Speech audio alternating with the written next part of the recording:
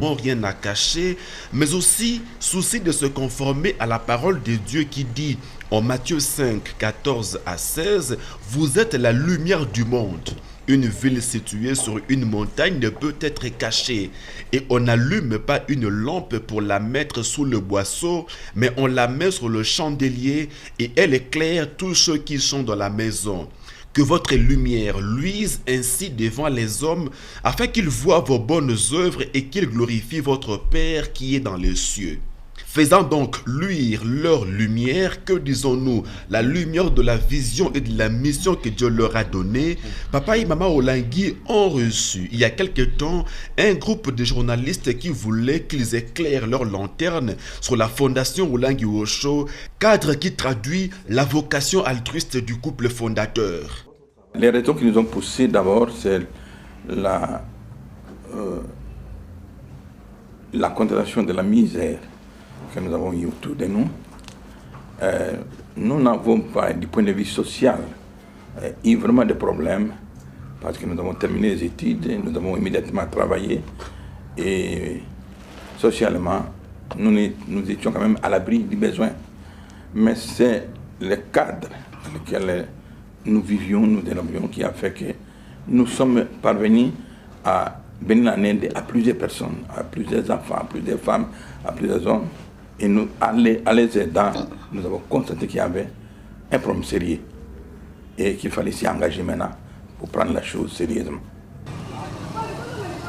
La fondation Olangi Osho, créée le 1er novembre 1993, soit 2 ans après la sortie officielle du ministère chrétien du combat spirituel, se définit comme une organisation chrétienne internationale, non religieuse, non gouvernementale, apolitique et sans but lucratif et d'utilité publique.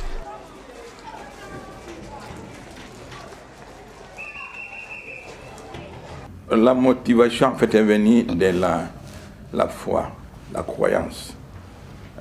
Dès que nous avons reçu Jésus-Christ comme Seigneur et Sauveur, mon épouse et moi, et que nous avons commencé à connaître en profondeur la parole de Dieu, il est né à nous.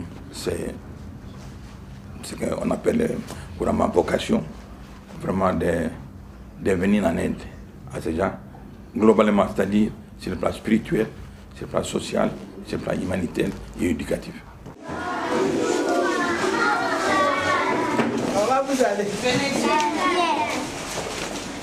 Bonjour. S'appuyant sur leur propre expérience de la vie, le couple fondateur a été amené à apporter une assistance spirituelle, morale et matérielle aux hommes, aux femmes et aux enfants.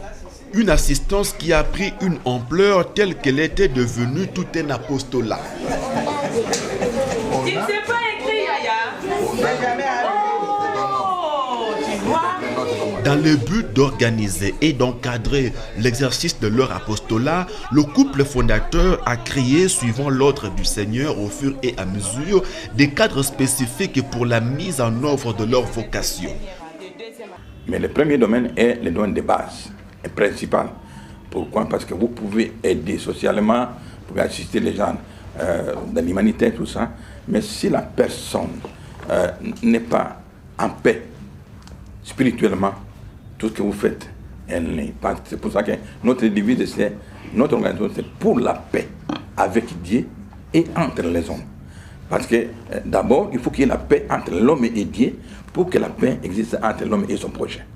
Quelqu'un qui n'a pas en paix avec son Dieu ne sera jamais en paix avec son prochain. Le premier domaine d'activité, il est donc spirituel. À travers le ministère chrétien du combat spirituel, le couple berger, papa et maman Olangi, s'investissent corps, âme et esprit pour que chaque enfant de Dieu mène réellement une vie de victoire en Jésus-Christ. Produire des hommes, des êtres humains sensibles à la vie de chaque être humain et capable de travailler honnêtement et de prendre au sérieux ce qu'ils font.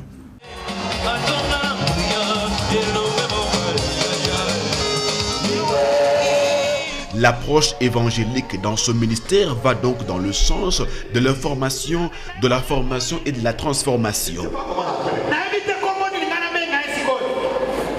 Notre suivi n'est pas exactement de suivi au sens coercitif du terme. Non, c'est-à-dire que nous n'avons pas le pouvoir et l'autorité d'aller voir ces gens-là, là où ils travaillent, si réellement ils appliquent ce que nous leur donnons.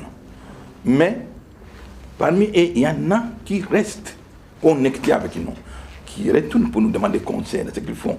Les problèmes qu'ils racontent là où ils travaillent, ils viennent nous demander conseil. Et nous poursuivons maintenant l'action sur le terrain avec ceux-là qui reviennent. Parce que nous n'avons pas le droit de les imposer qui doivent revenir. Non, nous les formons et ils sont libres de partir. Voilà. Donc, mais ceux qui reviennent, effectivement, nous les suivons. Parmi les autres qui ne reviennent pas, nous avons un feedback contraire, un écho là où ils travaillent. Et même ils ne reviennent pas, mais là où ils travaillent, on vient nous féliciter. On vient même nous demander d'autres personnes. Est-ce que vous n'avez pas quelqu'un qui a telle capacité, telle capacité? Pourquoi? Parce que nous sommes contents de celui que vous avez formé qui est chez nous. Donc là, nous avons quand même un suivi. Une fondation. Ces centres d'activité spirituelle en plus de 25 ans d'existence du ministère sont répartis dans le monde entier. La Fondation Langue Osho est présente dans 50 pays. Et dans ces 50 pays, nous totalisons 153 centres d'activité.